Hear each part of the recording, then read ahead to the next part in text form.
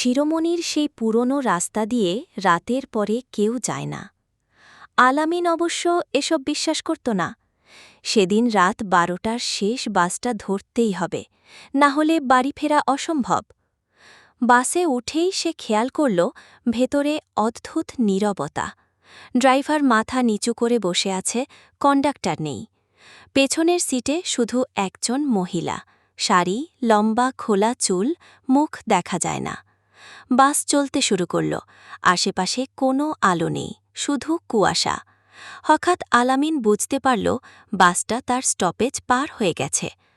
ভাই, আমার নামার জায়গা চলে গেছে, সে ড্রাইভারকে বলল। ড্রাইভার ধীরে ঘাড় খোড়াল। তার চোখ নেই, শুধু কালো গহ্বর। আলামিনের শরীর জমে গেল। হঠাৎ পেছন থেকে ভাঙা কণ্ঠে সেই মহিলা বলল, তুইও কি ভুল করে উঠে পড়েছিস? আলামিন ঘুরে তাকাতেই দেখল ওই মহিলার পা মেঝেতে ছুঁয়েই নেই। বাস থেমে গেল এক কবরস্থানের সামনে। ড্রাইভার ফিসফিস করে বলল, নামতে পারো, আমরা এখানেই নামাই। মহিলাটি দাঁড়াল। এবার আলামিন তার মুখ দেখল, চেনা মুখ। ওর পাশের গ্রামে 5 বছর আগে মারা যাওয়া এক মেয়ে।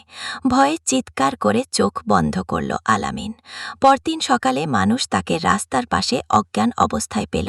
সে বেঁচে গেল। কিন্তু আজও রাত 12টার পর কেউ বলে, শেষ বাসে উঠতে নেই।